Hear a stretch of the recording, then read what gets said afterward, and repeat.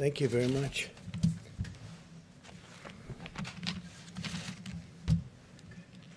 Today we continue to send our love to the great people of New York and New Jersey. We support them fully. We grieve alongside every family who has lost a precious loved one. New Yorkers are tough and strong and brave. New Jerseyites are tough and strong and brave, and they're being hit very hard right now. And for the next week, hopefully not much longer than that, it's going to start to go in the other direction. Our country is being hit hard, but some areas have done so incredibly well. We're so proud of them. They will beat this virus. We're going to beat it with the grit and the heart for which they're known and for which our country is known. And we appreciate everything that everybody is doing. We pray for Prime Minister Boris Johnson. He's become a great friend of ours. He loves this country. He loves his country. But he loves the USA, and he's always been very good to us. Whenever we had difficulty, he was with us, and we appreciate it. So we pray for Prime Minister Boris Johnson. He's going through a lot. As we intensify our military campaign against the virus, I think that it must be brought out that we have to thank the American people for continuing to follow our guidelines on slowing the spread, an expression that more and more people are thinking about. Nobody ever heard of it 2 months ago, and now everybody is talking about slowing the spread, stopping the spread. Even during this painful week, we see glimmers of very, very strong hope, and this will be a very painful week. And next week, at least part of next week, but probably all of it. Look, if one person dies, it's a painful week. And we know that's going to unfortunately happen. This is a monster we're fighting.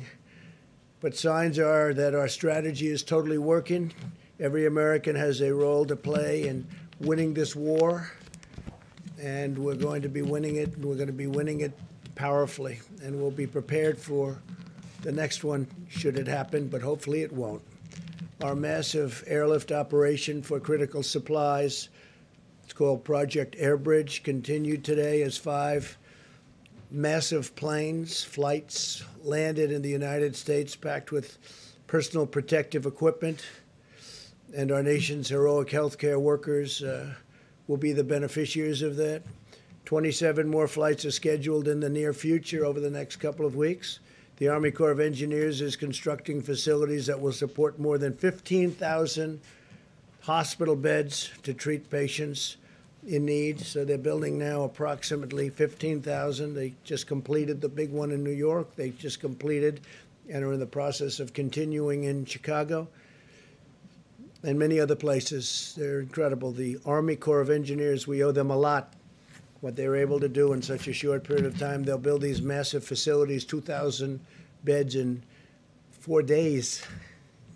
So it's really something very special. I know I was in the construction industry, and you don't see that happen very often. I want to remind governors and emergency managers that sharing real-time data with us about equipment and their needs is very important. All of their supplies, hospital occupancy is critical. A lot of the occupancy is really getting a little bit lower than anticipated, and that's good. We sort of thought that was going to happen. And we're getting along very well with the governors. This whole situation with respect to talking to us about equipment and equipment needs, giving us a little bit of lead time, so important. All the supplies, we're getting it to everybody like they never thought possible, but we'll ensure that we can rapidly deploy federal assets where and when they're needed, especially on ventilators. We're actually getting some ventilators back. As you know, the state of California was great. They sent some back, which they won't need, and Washington State likewise. And we have some others coming back, so we're using them in areas we need them. We are pressing forward aggressively on the scientific frontier of the medical war.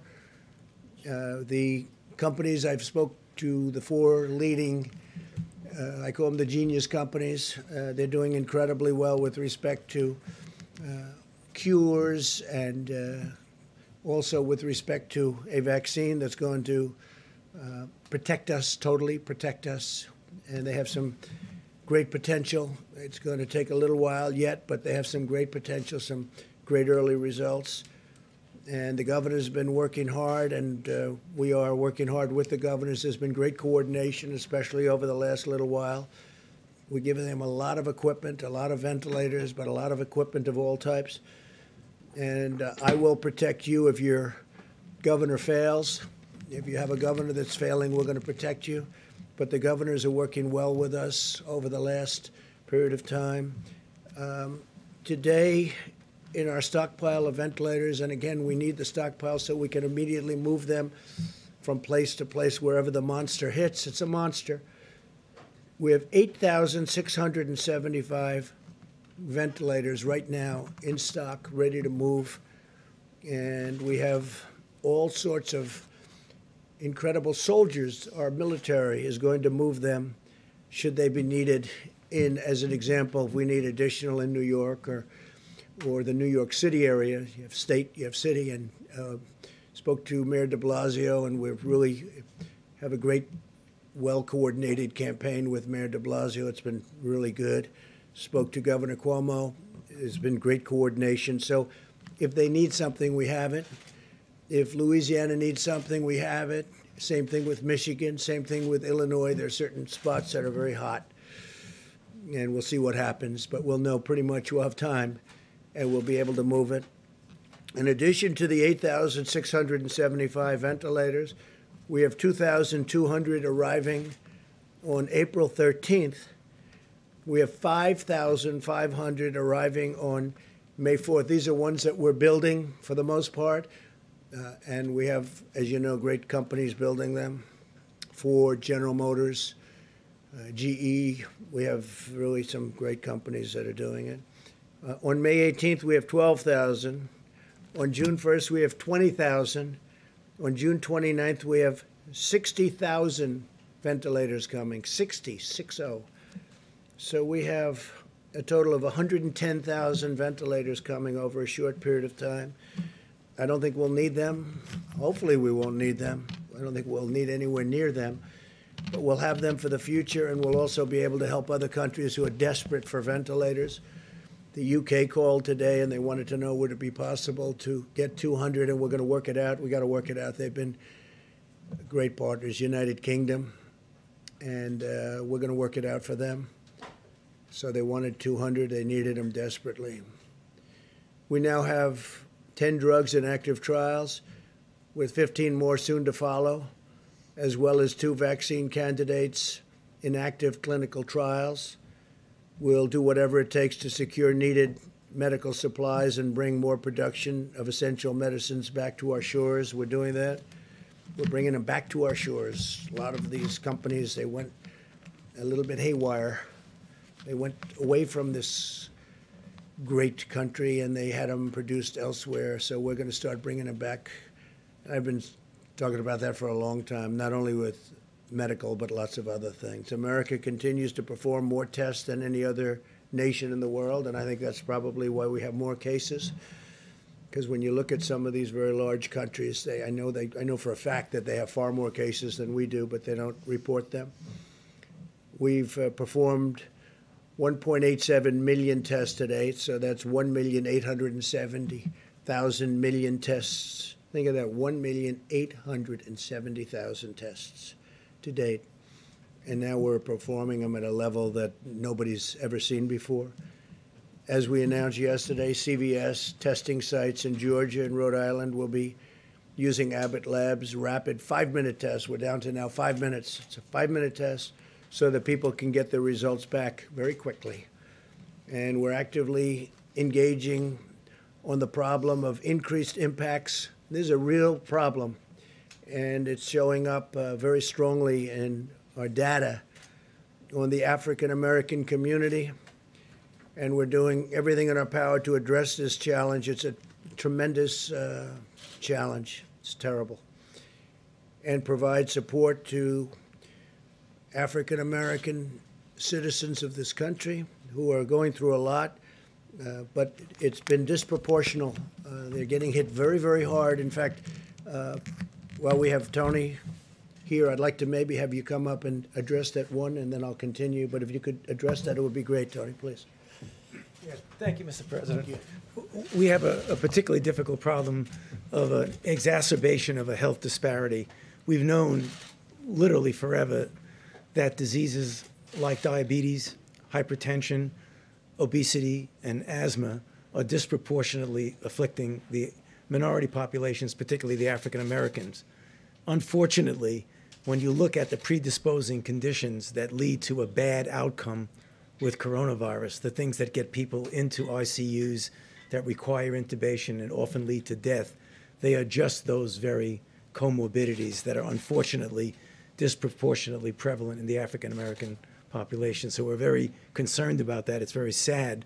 It's nothing we can do about it right now except to try and give them the best possible care to avoid those complications. Thank you, Mr. President. Thank you very much. And Tony, I think you're going to have some pretty accurate numbers over the next few days, right? But they are they're very nasty numbers, terrible numbers.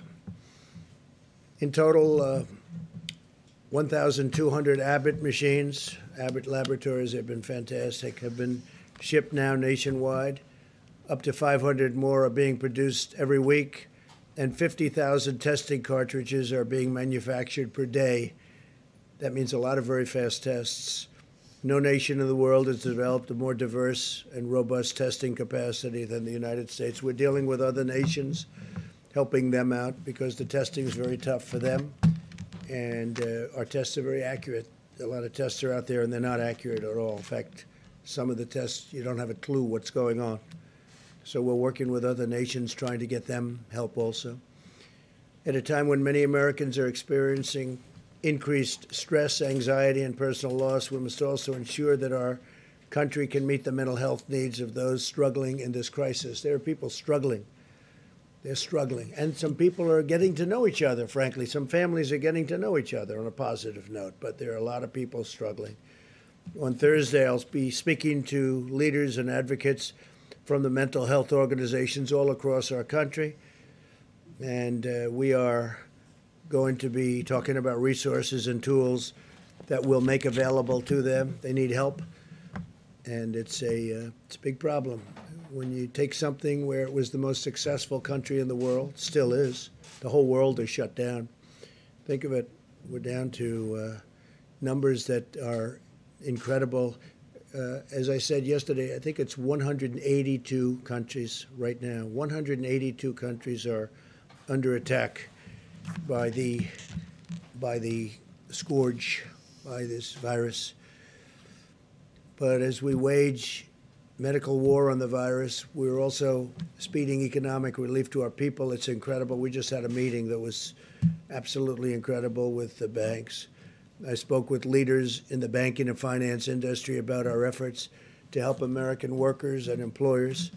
As of today, small business has processed more than $70 billion in guaranteed loans and will provide much-needed relief for nearly 250,000 businesses already.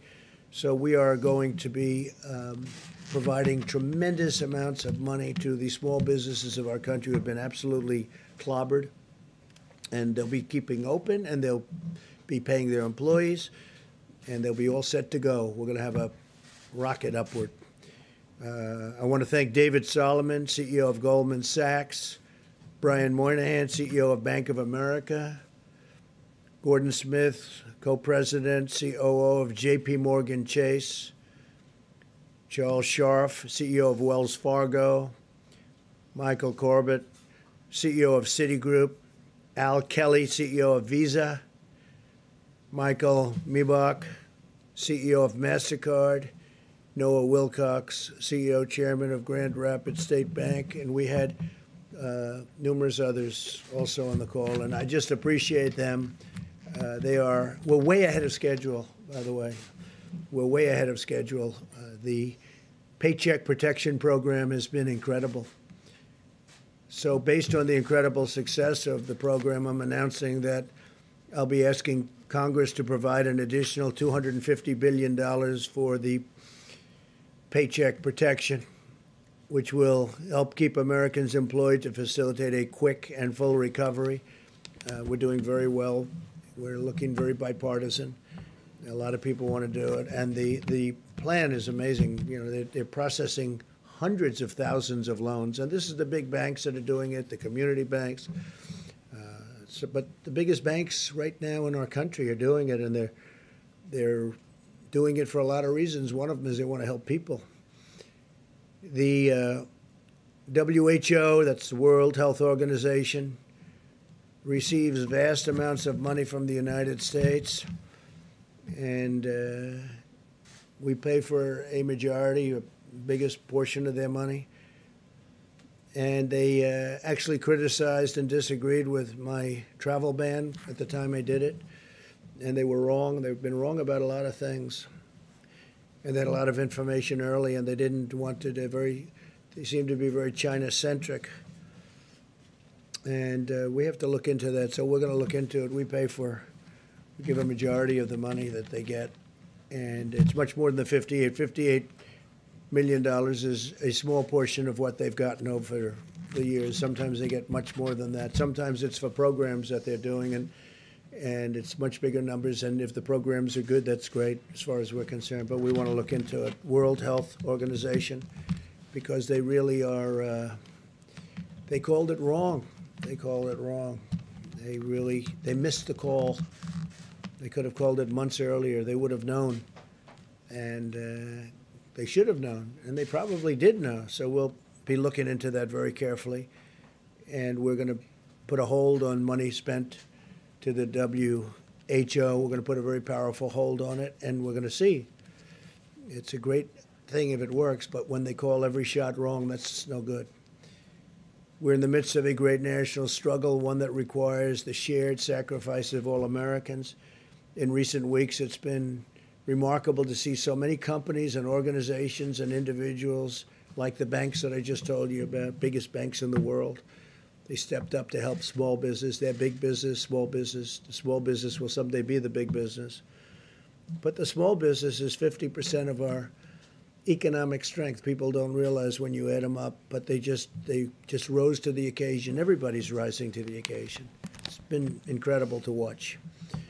To honor and celebrate the extraordinary examples of patriotism and citizenship, I'm asking Americans to use the hashtag America Works Together when sharing stories of how we're all working together, getting through this ordeal in a fashion that nobody would have ever thought possible. It's been incredible, and that's why the numbers are so far much better. We want to keep it that way. If you look at the original projections, if we did nothing, it would be disastrous. If we decided to do something, we closed it down, had no choice. It was a good move. That was a good move. The early China move was a good move. The early Europe move was a good move. We had a lot of good moves, but closing it down was a big statement. It was a big, important thing. But we're looking to have far fewer deaths than originally thought, and I think we're heading in that direction, but it's too early to talk about it. I don't even want to talk about it now because we just want to work, and I think that people are doing an incredible job. The doctors, the nurses, the firefighters, the police, all medical people, what they're doing, the bravery that they're displaying is just incredible. Every citizen should take immense pride in the selflessness and all of the courage and compassion of our people, the workers, the people that are working, and construction workers going into hospitals, knowing nothing about this problem other than it's dangerous, and they go in there to rebuild sections of hospitals, and you have people in really big trouble right next door. They know nothing about it. All they know is they're going to get it done. They're going to fix that wing so they can have more people in there. It's incredible. But this is a national spirit that won our independence and settled the frontier and explored the horizons of space, and that's what we're doing. I mean, this is all new territory. It unlocked the miracles of science, and we're doing that. I wish you could have heard the calls I had yesterday with these great companies that come up with cures to diseases, and the success they've had over the last 15 years is really amazing. So I just want to thank all of them. They're working very hard. They're working with UK right now, and the UK doctors, hopefully helping with their great prime minister. But these people are really tremendous signs of success, are staring us right in the face. I think we're going to have something that's going to be great in terms of vaccines and in terms of everything else that they're doing. Just helping, really helping us, helping the people of our country, and helping ultimately the people of the world. So I want to thank you all for being here. I will take some questions, and then I'm going to give it over to the Vice President, and they're going to go into great detail onto what we're doing and all of the successful supplies and medical equipment that we're getting. All of the ventilators, I've said it, but you can go over it in more detail if you'd like, but we're taking in and building thousands and thousands of ventilators, and they're very high quality. I said, you got to go for the quality, and these are quality companies doing it. So, because there is a big difference between a good ventilator and a not so good ventilator, Tony, right? We've seen that. And big difference. So we're going top of the line. Steve, please. The acting Navy Secretary submitted his resignation today, Motley. Why did that become necessary, and what role did you have in this, sir? Well, I had no role in it. I've heard, I don't know him, but I've heard he was a very good man. And the whole thing was a very unfortunate. The captain should not have written a letter. He didn't have to be Ernest Hemingway. He made a mistake, but he had a bad day. And I hate seeing bad things happen. Man made a mistake. But, you shouldn't be writing letters, and you're in the military. You're the captain of a great ship, and you shouldn't be writing letters and sending them to many people. And then it gets out to the media. And, the question is, how did it get out to the media? So there's a lot of bad things happened there. And I had heard he did because he didn't want to cause any disturbance for our country. So that was because he wouldn't have had to resign. I would not have asked him. I don't know him. I didn't speak to him. But he did that, I think, just to end that problem. And I think in really many ways that was a very unselfish thing for him to do. What should happen now to Commander Crozier, who left? Well, they're going to look at that. I think Secretary of Defense, as you know, is Mark Esper, and he's very capable. And I think he's looking at that right now. They're going to just take it under regular Navy channels to see what they want to do. But he made a mistake, but he shouldn't have done that. And your secretary probably shouldn't have said quite what he said. He didn't have to resign, but he felt it would be better for the country. So I think it will end it quickly. Yes, please. So, Mr. President, a couple on the economic front. The $250 billion that was added today, or will be added for the small business loan program, brings it to $600 billion in total. Do you think that figure is enough? Might there need to be more down the line? When you see hundreds of thousands of applications, don't forget they're for $3,000, for $7,000, some for a couple of million. I guess one of the banks said a couple of million. So they're for different, very varying amounts of money. And there's a limit on the top, and then there's really no limit on the bottom as to what it might be. But it's really popular. It's hundreds of thousands of applications. They really like it. What I like is it keeps these companies together, these little companies. Just like we're going to help the airlines and the big companies, we're going to help the little companies. And the banks are running. Nobody's equipped to do a thing like that, but the banks are equipped. So the banks are doing it. Big banks, small banks. We have many banks, community banks.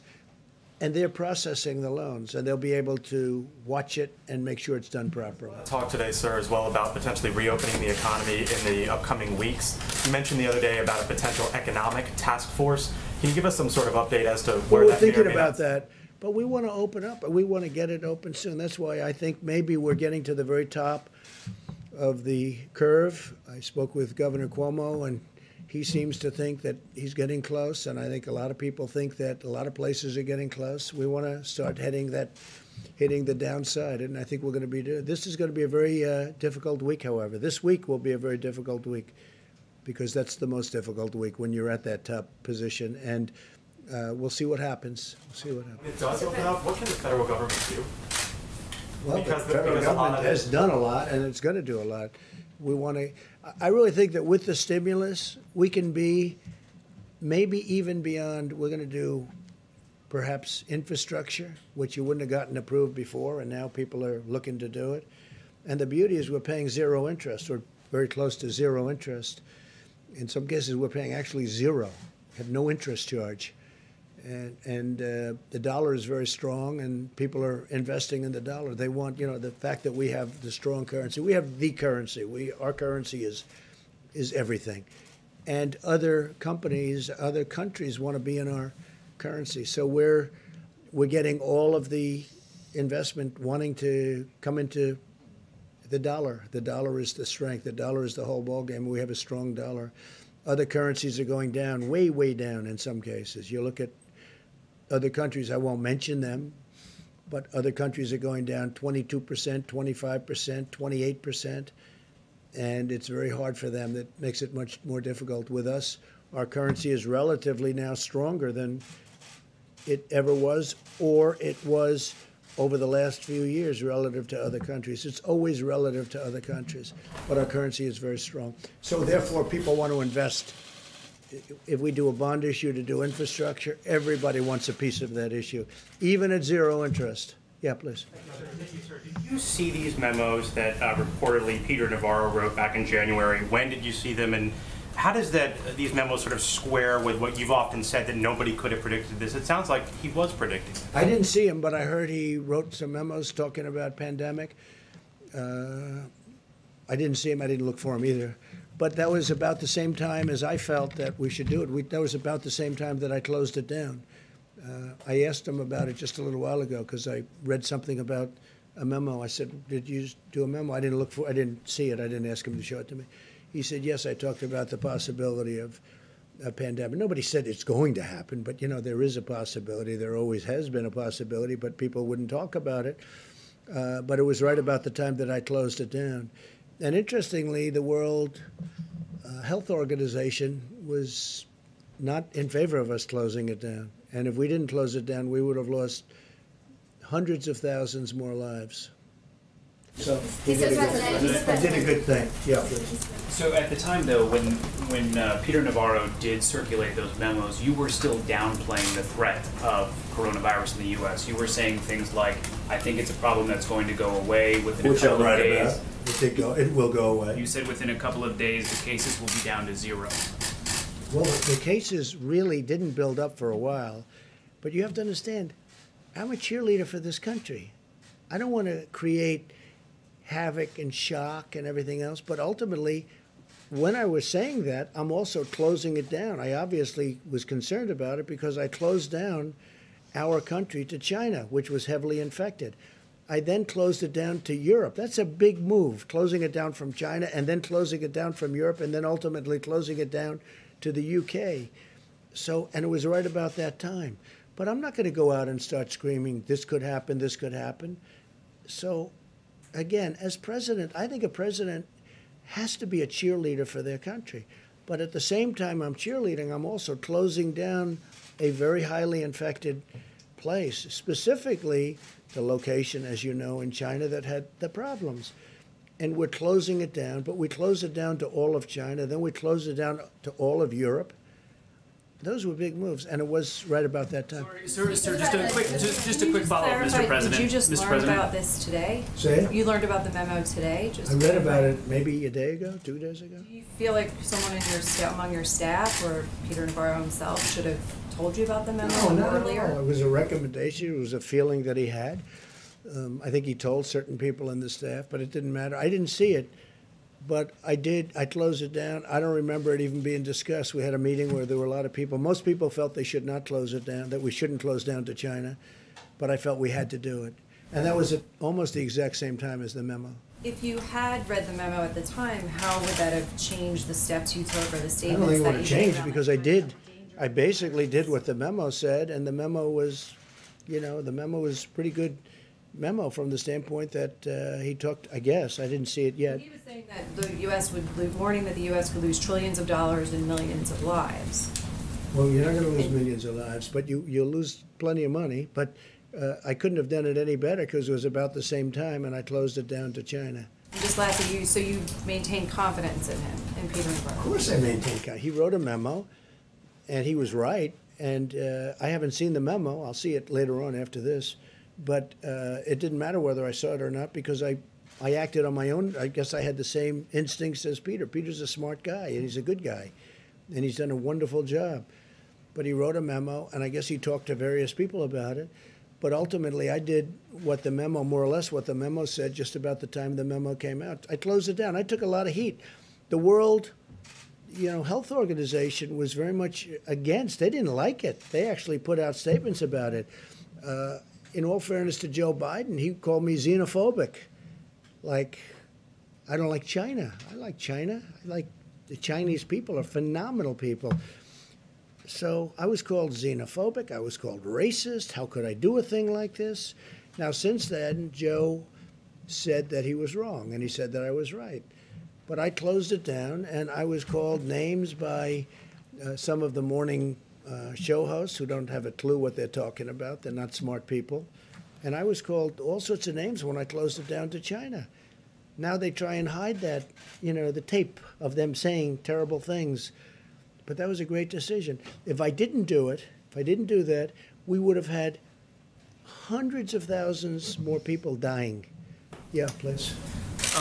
You talked a lot about the WHO, and I was wondering, Dr. Fauci had discussed them earlier, so if I could ask you a question about... Well, he respects the WHO, and I think that's good, and he's worked with them for a long time. But they did give us some pretty bad play calling. They've also, I think, given lots of countries in the world accurate coronavirus testing that's been central to your guys' data modeling. And so that I don't know. I can only say that with regard to us, they're taking a lot of heat because they didn't want the borders closed. They called it wrong. They really called, I would say, every aspect of it wrong. So until the funding freeze. I'm not happy about it. Look, we fund it. Take a look. I mean, go through step by step. They said there's no big deal, there's no big problem, there's no nothing. And then ultimately, when I closed it down, they actually said that I made a mistake in closing it down, and it turned out to be right. But at the time, they did that. So we're just going to take a look at it. We fund it, and they seem to be, I said recently in social media, I said they seem to be very China-centric. That's a nice way of saying it, but they seem to be very China-centric. And they seem to err always on the side of China. And we fund it, so I want to look into it. Yes, please. Thanks. A quick follow-up on that. So is the time to freeze funding to the WHO during a pandemic? No, maybe not. I mean, I'm not saying I'm going to do it, but we're going to look at it. You did say that. We give a tremendous, no, I didn't. I said we're going to look at it. We're going to investigate it. We're going to look at it. But we will look at ending funding. Yeah, because you know what? They called it wrong, and if you look back over the years even, they're very much, everything seems to be very biased toward China. That's not right. I wanted to follow up. You talked about African Americans and how they've been disproportionately affected by the coronavirus. Seems to be, unfortunately. Do you plan on requiring the CDC, any federal agencies or state agents, public places doing tests and private companies doing tests to collect that data on the race of the people being tested and the race of the people being treated and the outcomes? Well, we're just seeing tremendous evidence that African Americans are affected at a far greater percentage number than other citizens of our country, because we're dealing with our country. Now we're looking at it from a worldwide standpoint. Tony Fauci is looking at it very strongly, but these numbers have started to come out, and they're very strong, and they're pretty obvious. I mean, you will release that Seema, would you like to talk about that for a second, please? I think one of the things that we're going to be doing with our Medicare data is to do that analysis. We're going to look back at the last month or so and look at, related type illnesses going forward. We now have a code for coronavirus, so we can actually stratify by demographic information, so we can look at race as a factor. We can also look at what the underlying health issues are as well. So we'll be providing that data very shortly, but we will be doing that analysis. We're working on that very hard. This is something that's come up over the last, I hadn't heard this, and then over the last few days this has come up more and more. And I don't mean by a little bit, I mean many times. It's a real thing. Now, we want to find cures, we want to find therapeutics, we want to find vaccines, because that will solve everybody's problem. But why is it that the African American community is so much, numerous times more than everybody else, and we want to find the reason to it. And Dr. Fauci, Seema, both of them, and others are working on this, and they're going to have very good, I would say over the next, in less than a week, I think you're going to have very good statistics. Couple of days. Something specifically aimed at those communities that are being hard hit, those black communities. Well, that we're are being helping hard them hit. a lot. But what's happening is we're trying to find out why is it that it's 3 and 4 times. Now, maybe that's not going to be the final number, but why is it 3 or 4 times more so for the black community as opposed to other people? It doesn't make sense, and I don't like it. And we're going to have statistics over the next probably 2 to 3 days. Okay? Mr. President,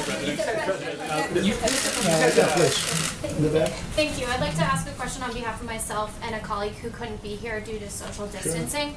Thank you. Who are you with? Who? With Hearst Newspapers. I'm the print cooler today. Thank you.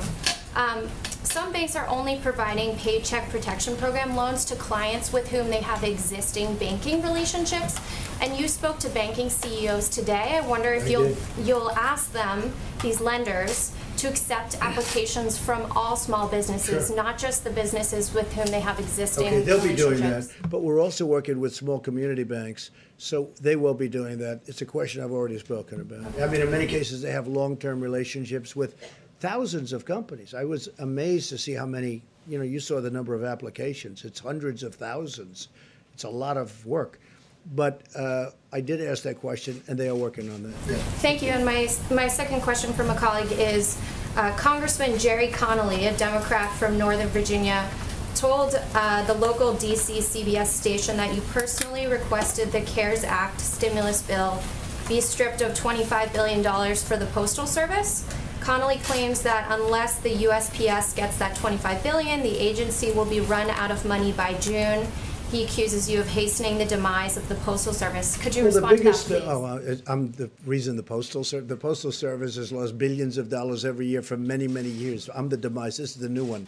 I'm now the demise of the Postal Service. I'll tell you who's the demise of the Postal Service. So these internet companies that give their stuff to the Postal Service, packages, and I don't know why they're not, I don't run the Postal Service. You have a group of people, so-called independent people, and they run it.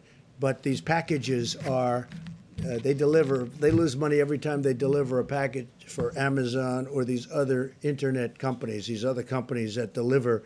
They drop everything in the post office. They say, you deliver it. And if they'd raise the prices by actually a lot, then you'd find out that the post office could make money or break even. But they don't do that, and I'm trying to figure out why. These are independent boards. They were appointed by other administrations. They're sort of long-term. They're there for a long time. And I've been talking to them also. You can look it up. Take a look. They have to raise the prices to these companies that walk in and drop thousands of packages on the floor of the post office and say, deliver it. And they make money, but the post office gets killed, okay? So they ought to do that, and we're looking into it, and we've been pushing them now for over a year. And you know that because you've seen the stories. I'm pushing them. It's not fair for them to these great, wonderful modern companies. They walk into our old post office with all these routes that could never be built. You could never build them. They go into areas that you could never do. And they say, here, deliver this. And they lose a lot of money per package. And they have to raise their prices, but this Postal Commission doesn't do it. Now, we just got a chance to appoint a couple of people onto the commission, as I understand it, and that's good. But they have to raise their prices, otherwise they're just going to lose a lot of money. And tell your Democrat friend that he ought to focus on that, because if he focused on that, he could truly save the post office. Post office has been losing billions of dollars a year for many, many years. And have him take a look at that, because that's the way to solve the problem. Thank you so much, Mr. President. Thank you so much. Mr. President, you say this week will be very painful, very difficult, but a few weeks ago you say this was just like a flu. What have you learned? I didn't say 2 weeks ago it was a flu. The question is, Mr. President, what have you learned that you could offer as an advice to foreign leaders who still are skeptical about this pandemic and who are against social distancing? What is your advice? What have you learned? I said it was just like a flu. So the worst pandemic we ever had in this world was a flu. And it was called, you know that, it was in 1917, 1918. and anywhere from 50 to 100 million people died. That was a flu, okay? So you could say that I said it was a flu, or you could say the flu is nothing to sneeze at. Then what can you offer as an advice to foreign leaders who are skeptical about this pandemic and who are against social distancing? Well, I think there aren't too many of them. If you look throughout the world, and everyone, just about everyone that has practiced that is now closing up. Well, the UK was an example. Now, they talk about Sweden, but Sweden is suffering very gravely. You know that, right? Sweden did that. The herd, they call it the herd. Sweden's suffering very, very badly. It's a way of doing it, but everybody has been watching everybody else. And so far, almost every country has done it the way we've done it. We've chosen to do it. If we didn't do it that way, we would have lost hundreds of thousands of more people. Okay. Mr. President, there's voting going on today in Wisconsin. There are reports of thousands of people waiting in hours-long lines as they've had to weigh their own personal health and their civic responsibility. Do you think that the Supreme Court was right in its decision that voting should go forward and the absentee extension should not take place? Yeah. Look, the Supreme Court, of course they were right, because what the Democrats wanted, and you know what this happened. I supported a man named Justice Kelly, who's Daniel Kelly, highly respected justice. And I supported him just the other day, social media. I know of him. He's just a fantastic justice. And I endorsed him. And as soon as I endorsed him, they wanted to move the election. They didn't want to move the election. As soon as I endorsed him, the Wisconsin Democrats say, oh, let's move the election to 2 months later. They didn't mind having the election until I endorsed him, which is very interesting. And now they talk about, oh, safety, safety. Well, it was 15 minutes after I put out an endorsement that they said we have to move the election. They didn't want to move the election before that. The other thing they wanted to do, which is crazy, at the end of the election, they wanted to have 1 week for proxies to come in or mail ballots. Now, mail ballots, they cheat, okay? People cheat. Mail ballots are a very dangerous thing for this country because they're cheaters. They go and collect them. They're fraudulent in many cases. You got to vote. And they should have voter ID, by the way. You want to really do it right. You have voter ID. But the Democrats, and this was turned over in the Supreme Court yesterday, I give great credit to the court, they actually didn't want to have an election day. They wanted to have election day, and then a week after election day, you choose your, all these ballots come in, these mailed ballots come in. The mailed ballots are corrupt, in my opinion, and they collect them, and they get people to go in and sign them, and then they're forgeries in many cases. It's a horrible thing. And so what happened is the Democrats in Wisconsin, they had no problem with the election being today until I endorsed the Republican candidate, Justice Kelly, Daniel Kelly. And as soon as I endorsed him, they went crazy. They went crazy. And you know that's true. And now all of a sudden, because go back 2 weeks, go back 2 days, they didn't want to move the election. They were having the election. They were fine because they thought they were going to win the election.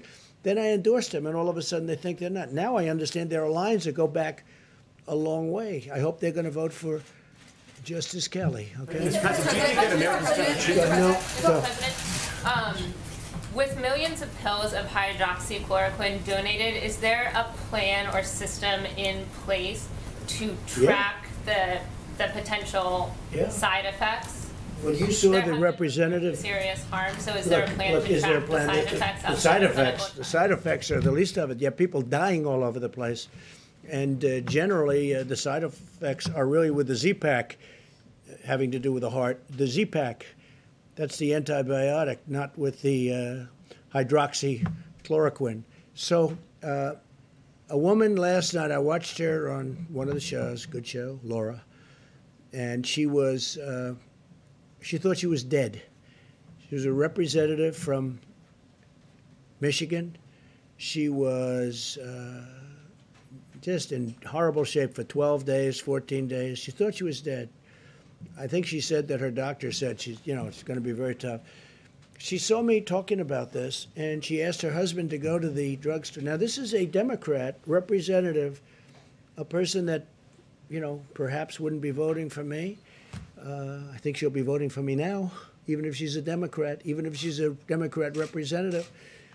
And they went to the store, which I made available because we have millions of doses. We have, I think, 29 million doses of this drug. And she asked her husband, she said, please go out. I'm not going to make it. Please, you have to hear her story. Please go out, get it. He went at 10 o'clock in the evening to the drugstore. He got it. He gave it to her. Now, you know, I don't say it works like this at all. 4 hours later, she awoke and she said, I feel better. And then shortly thereafter, she felt great. This is a woman that thought she was going to die.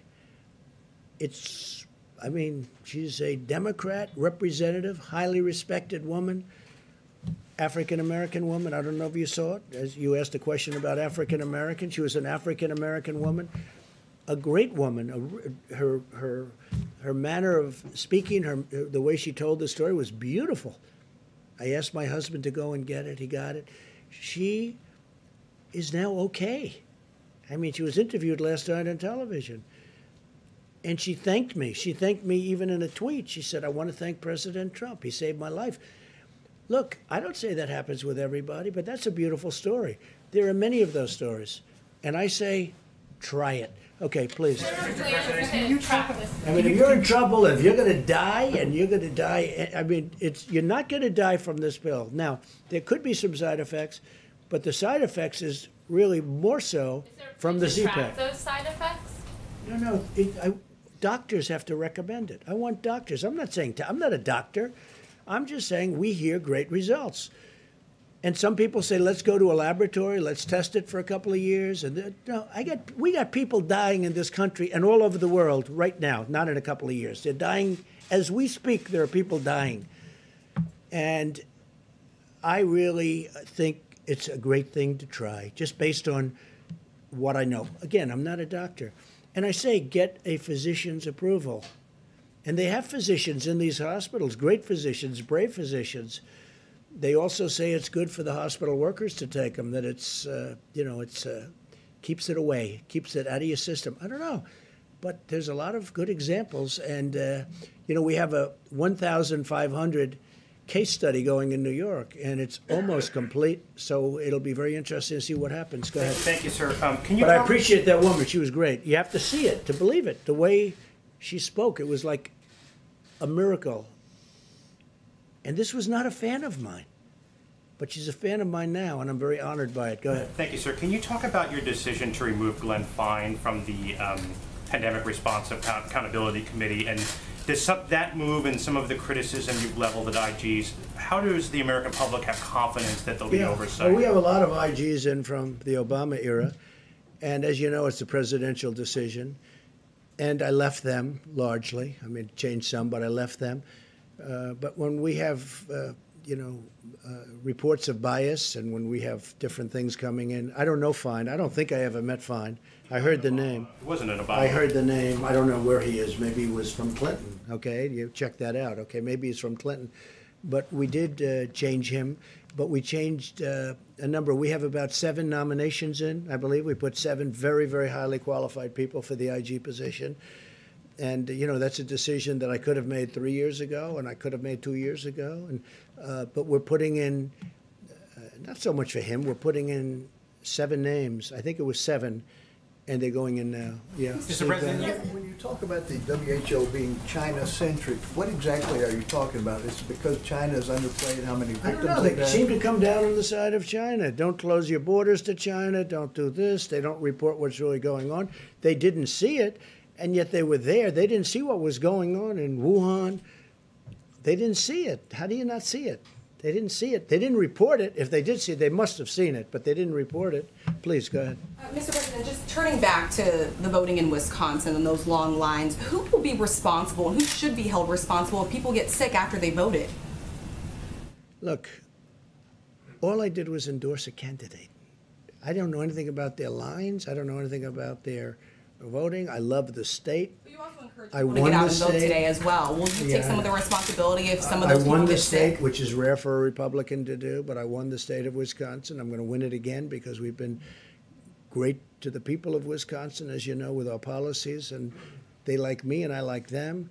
But all I did was endorse a candidate that's highly qualified, very respected person. And all hell broke loose as soon as I did that. And then all of a sudden they want to change. Before I endorsed him, they didn't want to change this voting area. There was no problem with the Democrats voting until I endorsed the candidate. Then they said, let's move it 2 months. Let's move it 3 months later. Safety, safety, safety, right? All of a sudden they want safety. Well, before I did the endorsement, they didn't talk about safety. It was fine for months. For months, it was fine. It was always going to be. And now I endorse, and they want safety. So, you know, that sounds... Thank you. Just to follow up on that, how does the election, them holding this election in Wisconsin line up with the social distancing recommendations that have come from your administration? Well, there you have to ask the people that you have a Democrat in Wisconsin as governor. Ask him. That's his problem. Okay, he should be doing it. Again, some governors fail, and I won't let them fail because when they fail, I'll help. But that's run by Democrats right now. Okay? It's run by Democrats. You had a great Republican. Is it possible to socially distance when you're voting? You're going to have crowds. You have to speak to the governor. What you should do is call the governor of Wisconsin and ask him that question. But also ask him, how come it was okay to do this until I endorsed the candidate?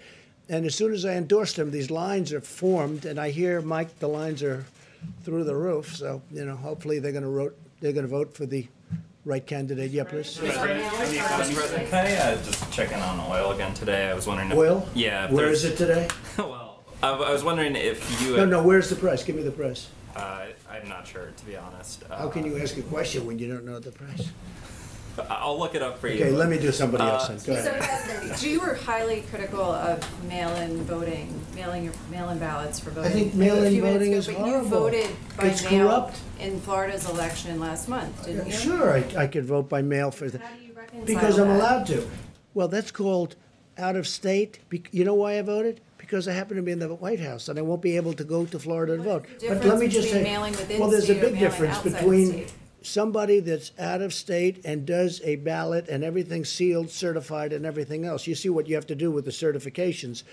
And you get thousands and thousands of people sitting in somebody's living room signing ballots all over the place. No, I think that mail-in voting is a terrible thing. I think if you vote, you should go. And even the concept of early voting is not the greatest because a lot of things happen.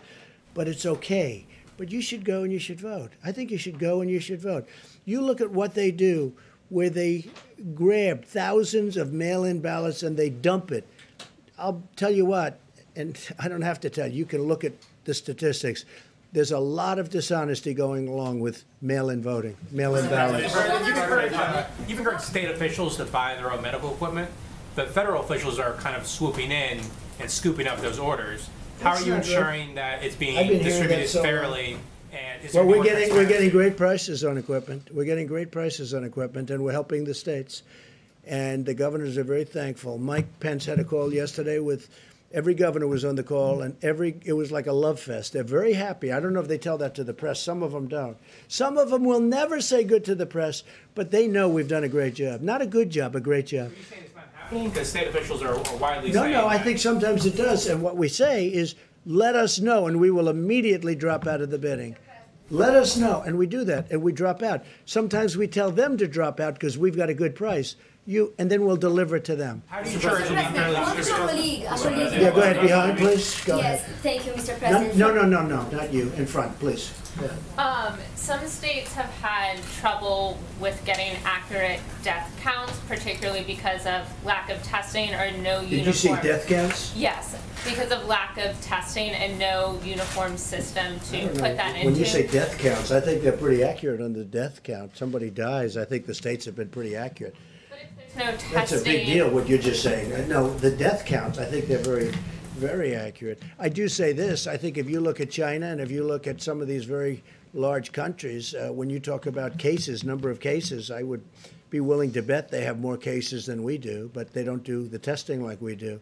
But you look at, you look at some of these certain countries, and I would be willing to bet a lot that they have more cases. But we're more accurate, and our testing is done very accurately, and we've got a good process. Did you have one? Yes, please. Mr. President, Ian. you have been very consistently supportive of a payroll relief tax. A what, payroll? Payroll relief. Now, I know you're still busy trying to implement phase 3, but as we move towards phase 4, are there still obstacles to that? Because that would put money in American pockets, like consistently. Yeah, you're right. I would love to see a payroll, good questions. I would love to see a payroll tax cut. And I think on behalf of the people, it would be quick. Now, it's a longer term, it's a longer time because it's over a period of a year or whatever you want to make it. But I would love to see a payroll tax cut. There are many people that would like to see it as a permanent tax cut, payroll tax cut. What is stopping it from Well, the Democrats right now are stopping it. What are their reasons? I don't know. I don't know. Maybe they think it's good politics to stop it. But you'd get a lot of people, a lot of money immediately. The payroll tax cut would be a great thing for this country. I would like to have it regardless of this. But this would be a fantastic time to have the payroll tax cut. The Democrats are stopping it, but I don't think they're. I think there's a certain flexibility. I think it's something that we should do, both for business and the people. But this would get money into the hands of small business immediately, money in the hands of people, the workers and people, immediately, and it would be over an extended period, and it would be simple to do. It's so easy to do. It's a great tax cut, and I'd love you to speak to the Democrats, and let's get it done. So I'm going to give this now to Vice President Pence, and they're going to go over some very good statistics with everybody, and we'll have a couple of answers on that because we're working very hard on the African-American community with respect to what's going on because it's not good. I don't like it. And we're going to have some very good statistics, Tony, I think, over the next couple of days. So thank you all very much. Thank you.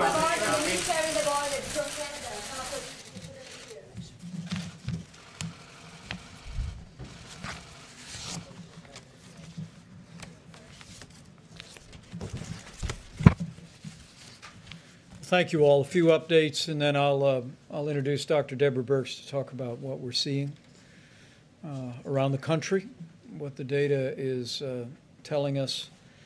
But suffice it to say, as the President said several times, this is a very tough week in America. And our hearts go out to all of the families that have lost loved ones to the coronavirus. But I know I speak for the entire White House coronavirus task force when I say our hearts are with the people of the greater New York City area today. As we stand here today, in the midst of heartbreaking numbers of losses in New York City, I also want to assure the American people that there's reason for hope. As Dr. Birx will enumerate in just a few moments, despite the increase in losses, as Governor Cuomo articulated today, hospital admissions continue to decline. And in our report early this morning from Dr. Birx, we continue to see evidence of stabilization in some of the areas around the country of the most significant outbreak, the New York metro area, including New Jersey, Long Island, and Connecticut, New Orleans metro area, Detroit, Boston, Chicago, and Denver, as Dr. Birx will explain, continue to give evidence of stabilization, which in a very real sense is evidence that the American people are putting into practice the social distancing, the President's guidelines for our nation. And for that, as the President said earlier today, we thank the American people. Even in the midst of hardship and loss at a time when we've seen more than 385,000 Americans test positive for the coronavirus and more than 12,000 succumb to this illness. The evidence that Dr. Birx will describe to you will show that the American people know our future is in our hands.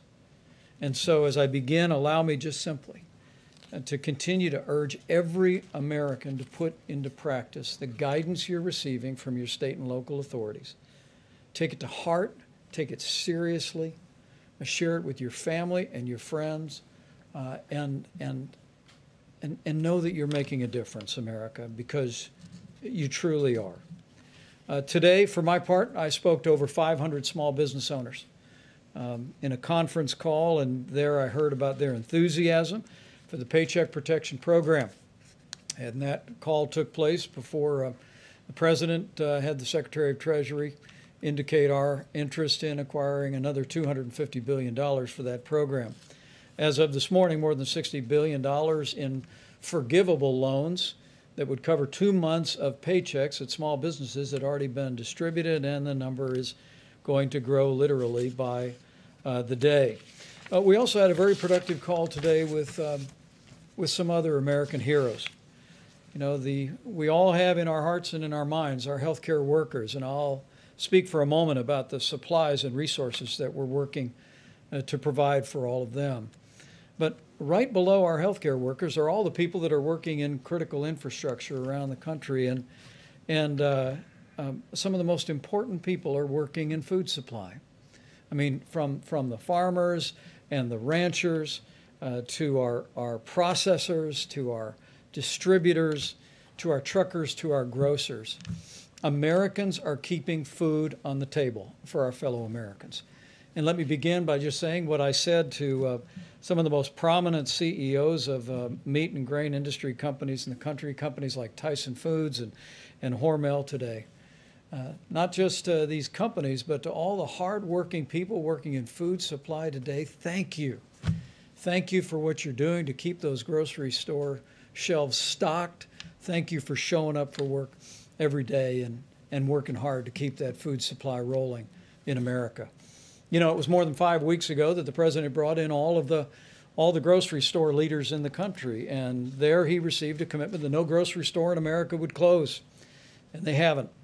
But it's been these heroic Americans, from the farm to the fork, that have made it possible for Americans to have one less worry, and they are truly inspiring heroes.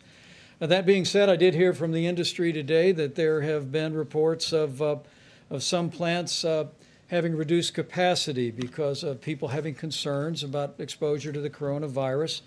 In fact, over the last several days, there's been some incidents of worker absenteeism, and some plants have actually been forced to close temporarily. And so on behalf of the President, on behalf of our entire team, and on behalf of a grateful nation, let me just say to all of you that are working in the food industry at every level across the country, just understand that you are vital. You are giving a great service to the people of the United States of America. And we need you to continue as a part of what we call our critical infrastructure to show up and do your job, and know that we're going to continue to work tirelessly in working with all of your companies to make sure that that workplace is safe. With that being said, let me talk about the other heroes that we always mention at this podium today, that Dr. Birx and Dr. Fauci invariably mention, and that's our healthcare workers. At the President's direction, we've been working tirelessly, literally around the clock, to identify resources around the country and around the world to make sure our healthcare workers have the support that they need. With some 51 major disaster declarations, most recently Minnesota being approved, states have stood up 27,000 National Guard, but personnel-wise, before the end of business today, there will be more than 3,000 Department of Defense and Health and Human Service medical personnel on the ground in the greater New York City area. And those people will be redeployed once that region of the country moves through the coronavirus epidemic in that area.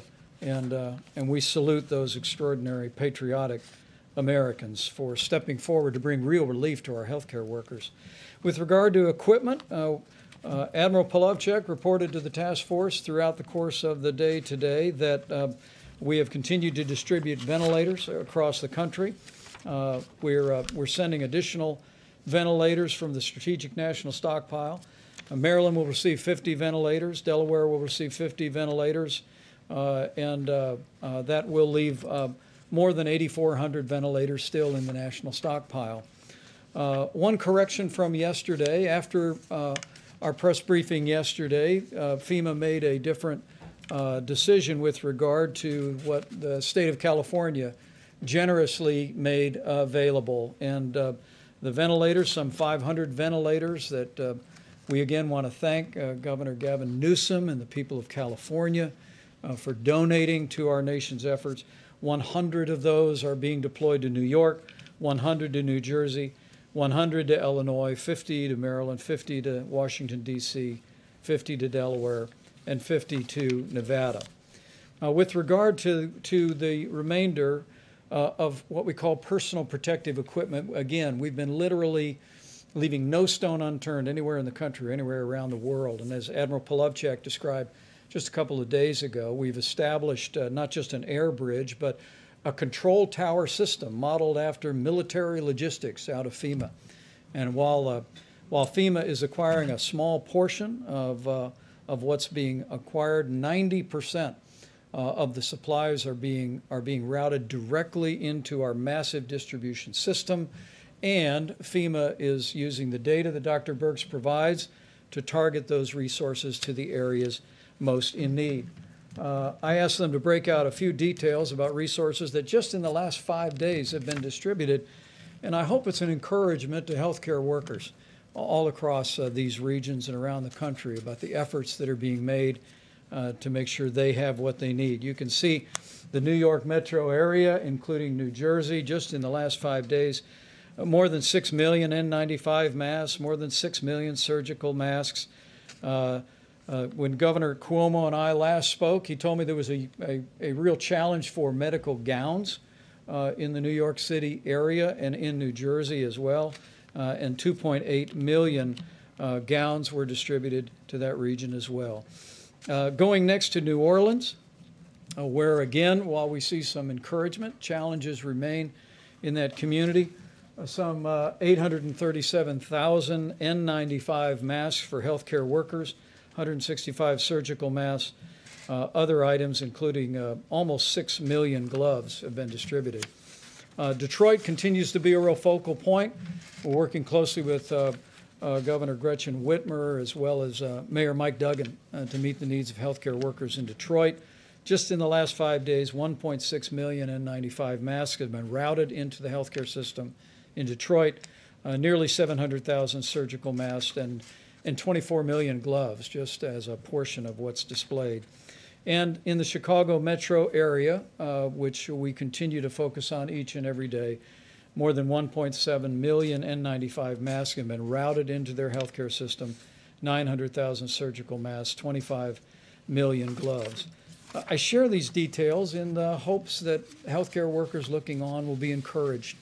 At the President's direction, we are making every effort to make sure you have the resources you need to do your job, to do it safely, and to go home safe to your family, even while you provide that extraordinary and courageous care that our healthcare workers are providing literally around the clock in the midst of the coronavirus challenge. The last slide is just the cumulative numbers that we have distributed, and I'm happy in a few moments to answer any questions about that. Again, the system that we have in place is one that is essentially infusing our major distribution networks with millions of items, and then FEMA is directing on a day-by-day and oftentimes hour-by-hour basis where those resources are most needed. And we'll continue to do that as the coronavirus makes its way through these communities and through communities that are very much on our watch list today. Let me just lastly say that, again, I want to thank the American people for stepping up and doing your part. We continue to be overwhelmed with one story after another where people are doing social distancing, where people are looking after one another, where they're checking in with a phone call to an elderly friend, a family member, to make sure they're okay. I mean, we are on the front end of 30 days to slow the spread. And I will tell you, as a non-scientist up here, that I see glimmers of hope in the early numbers that we're seeing come out of the greater New York City area, New Jersey, even New Orleans and Detroit and Chicago. There does appear to be, as Dr. Birx will explain in more detail, there does appear to be evidence of leveling, evidence of progress, but this is exactly the time for all of us to redouble our efforts to do everything each and every one of us can, not just to protect our own health and that of our family and our loved ones, but to do our part to ensure that we lessen the impact of the coronavirus on America as a whole, but even more importantly, that we lessen the impact on lives by ensuring that we do our part to make sure that no one that is vulnerable is unnecessarily exposed to this virus. With that, let me yield to Dr. Birx and then Seema Verma and Dr. Fauci, and we'll take all your questions. Thank you, Mr. Vice President. So hopefully you can see from those numbers that we've taken a data-detailed approach, really bringing the power of granular data to the supply chain and moving supplies based on really what you would call burden of disease and need. If I could just start out by not just going to the numbers at the beginning, but really talking to the community of health advocates, to the community that works on the social determinants of disease and the communities of the historic Black colleges and universities. We really need to improve messaging, and I'm asking them to help us increase the messaging around this. We don't want to give the impression that the African American community is more susceptible to the virus. We don't have any data that suggests that. What our data suggest is they're more susceptible to more difficult and severe disease and poorer outcomes. And we really need to make sure that every household is aware of what it's going to take to protect the individuals in that household that have pre-existing conditions. We could call on the indigenous nations, the real tribal leaders, to also be working very closely to protect the elders of their communities. We know this is more difficult in multi-generational households, and it's really going to call for really unbelievable attention to details of hand washing and protecting others from each other, particularly if you don't feel well.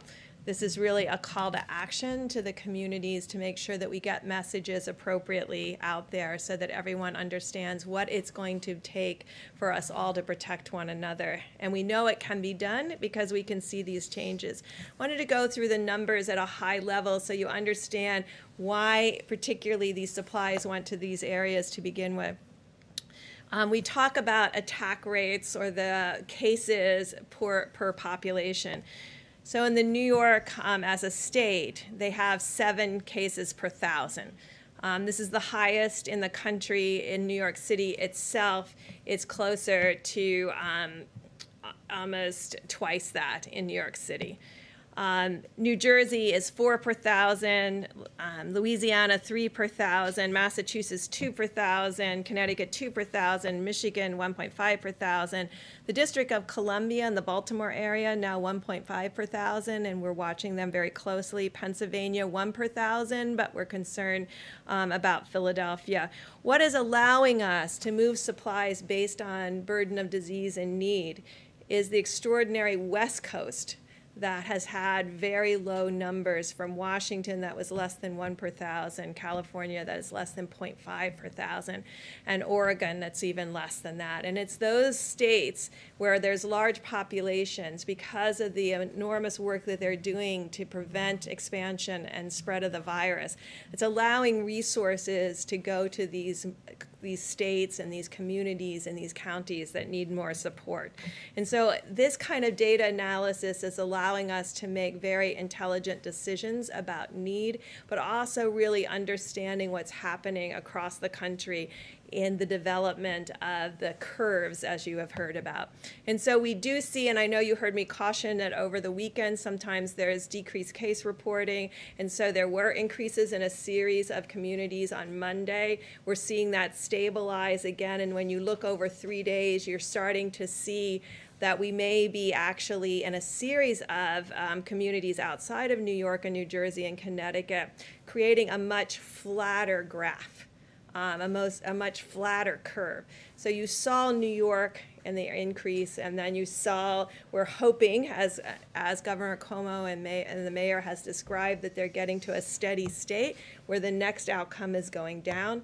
But we see across the country, in Detroit, in Chicago, some real, not this extreme going to 7 cases per 1,000, but really staying in the more 2 cases per thousand and a different curve parameter than, and it really shows the amazing, amazing activity of every American in those cities to really ensure that there's social distancing, and really importantly, to ensure there's less socialization between households, and really ensuring that the household really remains independent and protected, and not really at this moment going out into the community or socializing anywhere but a virtual way on computers, by Zoom, by FaceTime. And I think we can really see that in the data, and it's really given us great heart.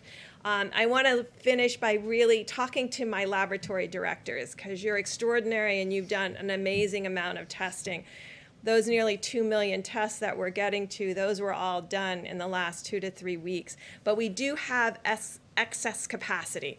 So if all the lab directors could look in their laboratories, if they have an Abbott M2000, if they could get that up and running, we could double the number of tests that we're doing per day. That is a high throughput. The machines are throughout the United States. There's hundreds of them. Right now, about 80% of them are idle. We're going to have a call with the laboratory directors of these laboratories to really ensure this is an automated, robotic situation that they can run. There's over 1 million tests sitting. Test kits sitting, ready to be run. We have 5 platforms of tests. This is one of our really high volume platforms, like Roche, and we're really calling on them to really increase that capacity so that we can do not only increased diagnostic testing, which I think we're doing quite well right now, but also increasing the ability to do more healthcare workers, first responders, community testing, and surveillance. And then finally, you will see, and you've heard about it happening in the UK and other places, there's a series of antibody tests out there that have not been validated. We're working right now very closely with a series of companies that know how to make these tests, that have made these tests for us for decades, for HIV, for a rapid test. They're working on that technology to bring that quality of test, which is in the 90+% sensitivity and specificity, to the American people for antibody tests.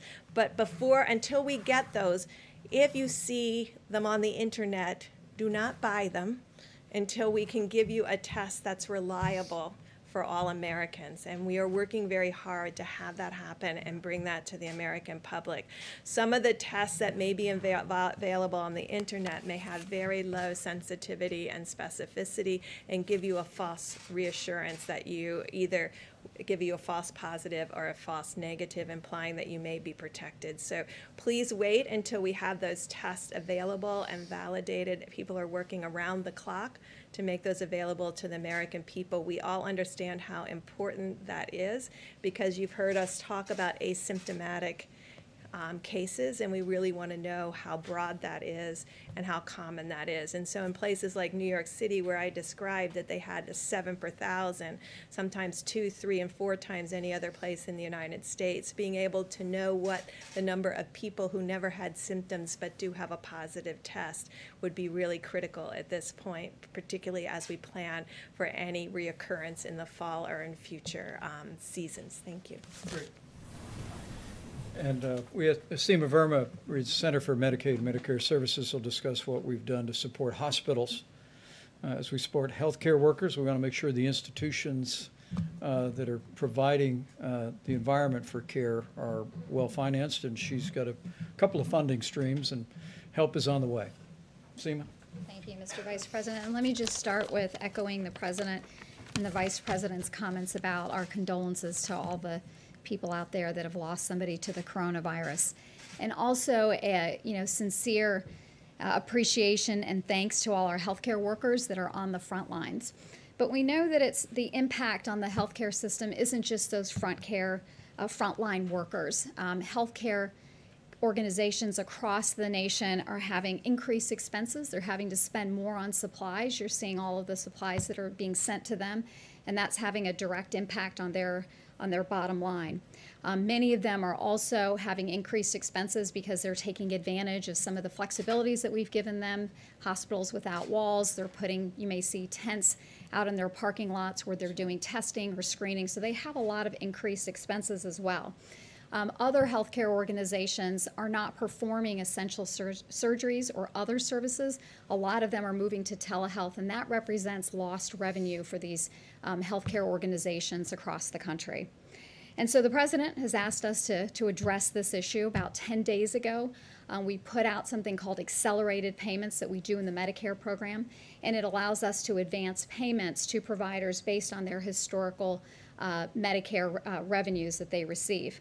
So just in 10 days, we've been able to provide payments to providers. We had about 25,000 requests. We've processed about 70% of these.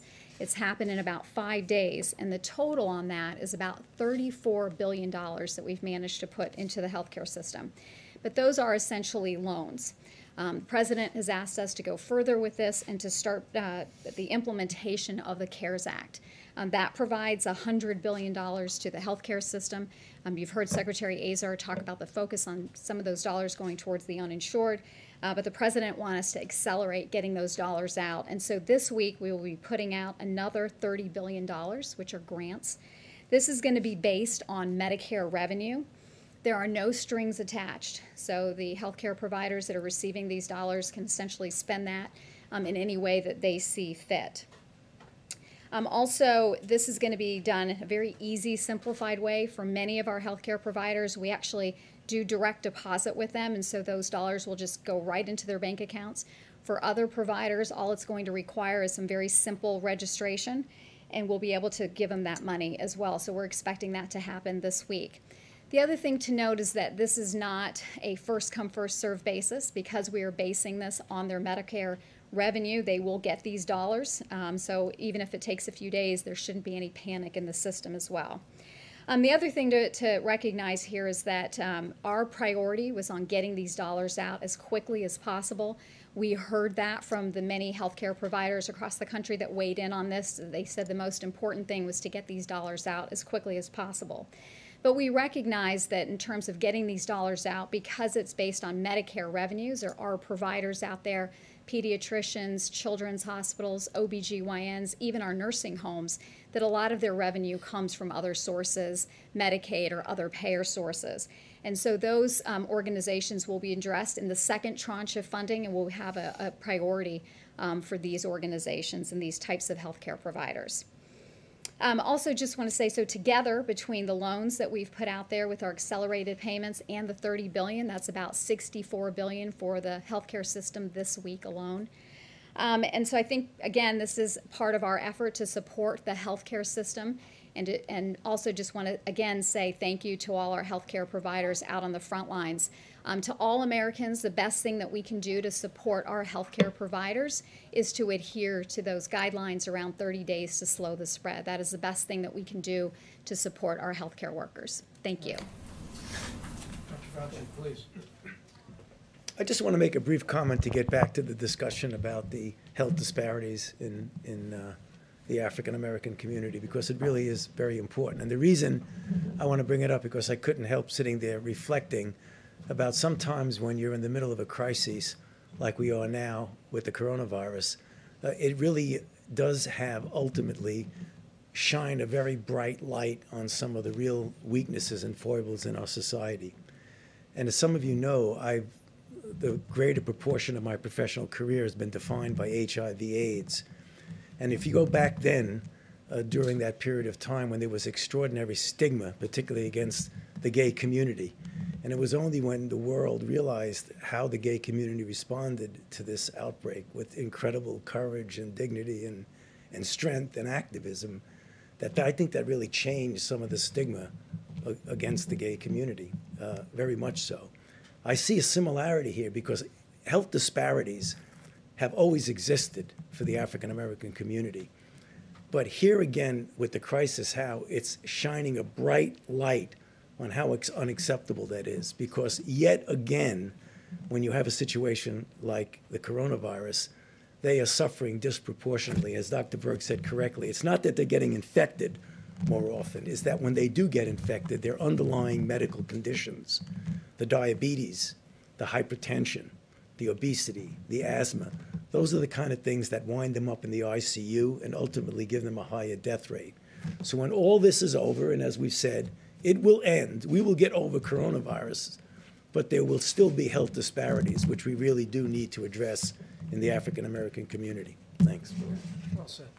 Questions for our panel, please. Yeah, for Mr. Vice President, and then a question for Dr. Birx as well. Sure. On the ventilator issue, with 8,400 of them in the stockpile and tens of thousands more coming, why are states like California and Washington needing to send ventilators to other states, and is that smart if they might need them later on?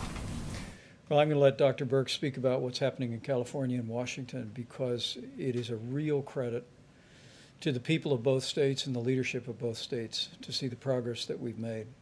We continue to witness that the numbers where the outbreak began, we all remember when this first emerged in the Seattle area, the numbers continue to be steady and low.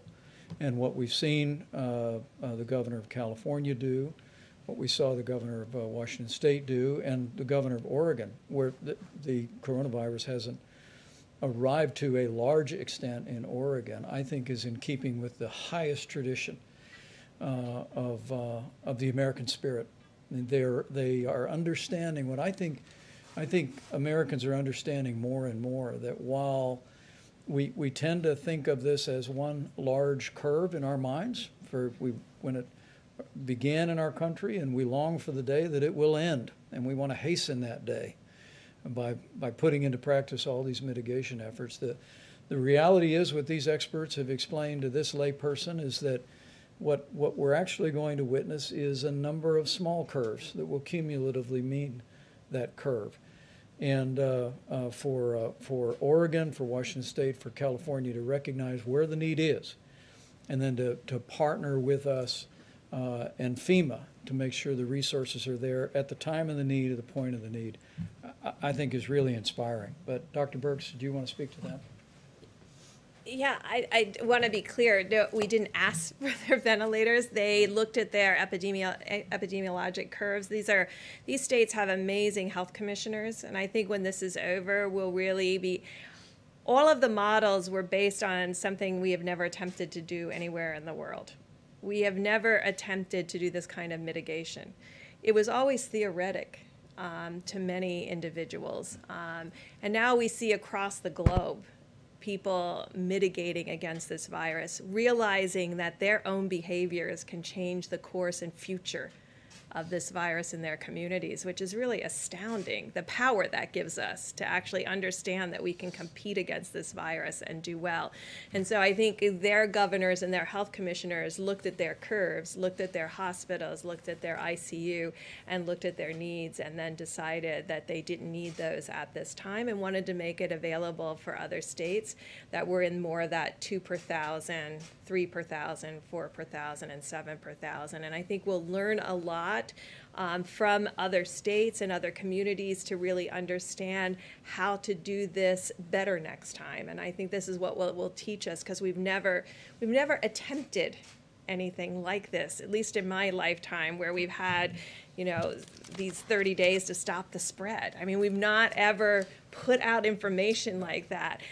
So I think you heard the CDC director talk earlier today about, in the models, how different individuals thought communities would mitigate and the rate at which they would mitigate. And I think you can see that across the world, we're learning that when you give communities the information that they need to understand what's going on, and you're transparent, that communities can be part of the solution in a transparent and amazing way. And I think this kind of education and dialogue is always critical when you want communities. I think when I first started here 5 weeks ago, I said that we will win based on what the communities are able to do as a community of Americans. And I think we're all really deeply impressed about what they were able to do. So it was the governors who decided. The testing backlog, I just had a quick follow-up question on that. How close are we to getting into that 24-hour window you've talked about being very important? And then what is the status of the self-swab test? So we're tracking all of that very closely. I use my time here to appeal to people specifically, the health educators, the health advocates, because I know the power with them. But to my lab directors, I really need the Abbott M2000 online, because that means we can do an extra 100,000 tests a day. And there's enormous power in that. The ability to self-test, last time I had my test here, I self-tested, so it can be done. It's straightforward. It works very well with that rapid 5-minute test. But what we now have to create, and I know that's always difficult because everybody wants one of something, we now have to create a mosaic that brings together where we know every single machine is in the United States, where our gaps are, and then align resources with need and gaps in the testing and ensure that we have the right laboratory test for the right community. So you can see there would be communities, particularly the Indian Health Service or rural communities, where that Abbott ID Now kit could be incredibly helpful, because otherwise they're shipping it all the way to a capital, maybe 3 states away, and that's going to add 2 or 3 days to the wait time, which we're trying to get away from. The backlog, 2 or 3 days, or what would you? It varies state by state, and we'll be talking with all of the states about really changing how we do testing in the community to really ensure that we're testing optimally. Because right now we have still focused very much on hospital diagnosis because we know it will make a difference in treatment. So these major laboratories are still putting drive-through tests at the back to all the hospital tests. And so that's where the backlog is in the drive-through tests. So I know if you're an outpatient, not an inpatient, but if you're an outpatient, that is where the delays right now are, but it's state by state. And so some states have 24-hour, 48 hours for both their outpatients and inpatients. Others have short for inpatient and longer in outpatient, and then we're trying to reconcile those two pieces. Right. And the team is actually meeting tonight to review that, but one of the data points that we review is literally on a state-by-state basis what the turnaround time is for testing, and we continue to work that. And these Abbott laboratory devices there's 18,000 of them across the country. When you go to your doctor office and get a strep test, it's that device. All Abbott Laboratories has done, with strong and swift efforts of the FDA, is create a test to put in that for the coronavirus, and it's a 15-minute test. And so I want to renew our call to all the healthcare providers around the country is find your Abbott device, and we'll work our hearts out to get a test to you. How about in the back corner? Mr. Vice President, thank you. One for you and then one for either of the doctors, if you don't mind. For you, sir, back to this idea of reopening up the economy, since it's not like there's a switch that you can just turn it back on. How does the administration envision this happening? Is it guidance from the White House and you hope the governors follow it? Are you going to put it in the governor's hands or the mayor's hands? How do you envision all of that working together? Well, the one thing I can assure you is that the president's decision in that regard is going to be informed by what the data shows and about decisions about when we can responsibly reopen America and put America back to work. I can tell you the CDC will have new guidance tomorrow that the CDC will be publishing for people who were in proximity to an individual that tested positive for coronavirus but have no symptoms. And CDC will be publishing new guidance about how those individuals and the circumstances under which they might be able to return back to work using some facial protection and monitoring their temperature, but we'll detail that for you. But what we're going to be doing over the weeks ahead is, while we focus every day at the point of the need, as the president said many times, our first mission is to save lives. And that means to slow the spread, to bend the curve, to continue to engage the American people, which they are admirably doing, to continue to put all the social distancing into practice. But there is a dual track that the president has already initiated. Some of the best minds here at the White House are beginning to think about what recommendations will look like that we give to businesses, that we give to states, but it'll all, I promise you, be informed on putting the health and well-being of the American people first. Dr. Birx? Either for Dr. Birx or for Dr. Fauci. Or do either of you want to take that? Or? Go ahead. Secondly, as a lot of parents are sitting home with their kids, and they've been home with their kids for weeks now, and they're wondering, maybe resigned to the fact that maybe their kids aren't going back to school this year, but are looking ahead, what do you think summer camp holds, and what do you think the start of next school year holds, if you could look down the line? Do you think those start on time? Do you think school next year starts on time? Can I say a word on behalf of teachers, since I'm married to one? There you go. My wife was all day yesterday at the elementary school she teaches at, loading up about 500 bins of art supplies for kids. And she's just one of millions of teachers across this country who find themselves having to distance teach kids. And I'm proud of Karen, but relatedly, I'm proud of every teacher in this country. The Secretary of Education was here not long ago talking about our efforts to expand distance learning resources, even in K through 12. To all the teachers who are out there, we just want to say thank you. Thank you for what you're doing, for continuing learning even in this challenging time. And to all of the kids, just because you're home doesn't mean you don't have to do your schoolwork. Keep it up. Anticipate children being back in classes in August. What I will tell you is I'll yield to the health experts, but that'll be part of what we're looking at in terms of guidance going forward, whether it be summer school or whether it be returning to school next fall. But the most important thing we can do is put this epidemic behind us as quickly as possible. Well, my daughter is a school teacher, so she asked me the same question.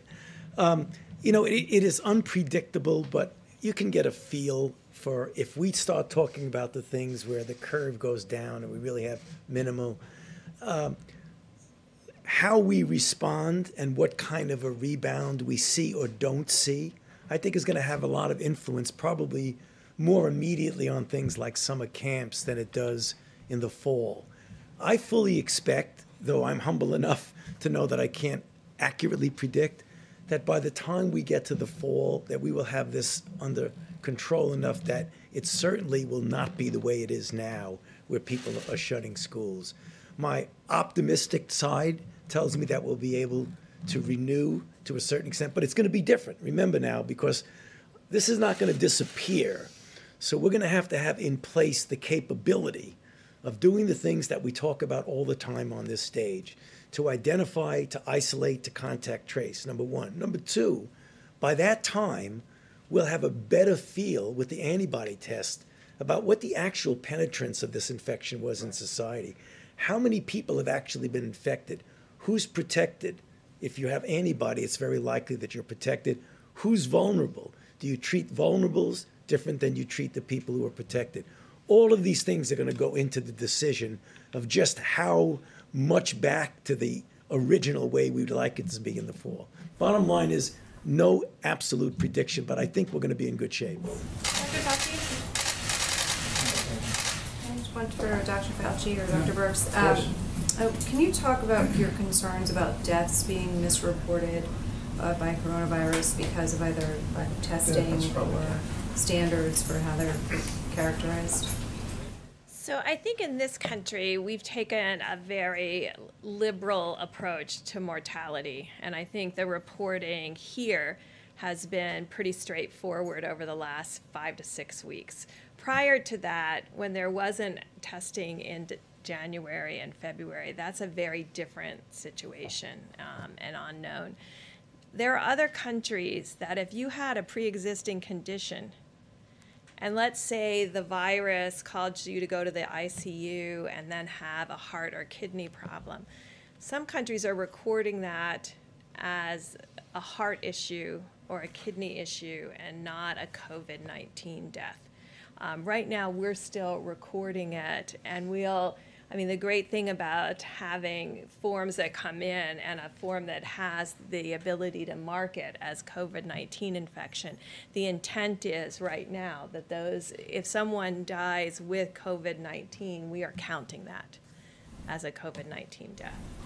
Can you be sure? I mean, you hear from coroners that that's not necessarily the case. Are you sure? How can you be confident about that? And is there any concern that it skews the data that you're trying to collect in terms of projections and things like that? Well, I think that would apply more to rural areas that may not have the same level of testing, but I am pretty confident in New York City and New Jersey and places that have these large outbreaks and COVID-only hospitals. I can tell you they are testing.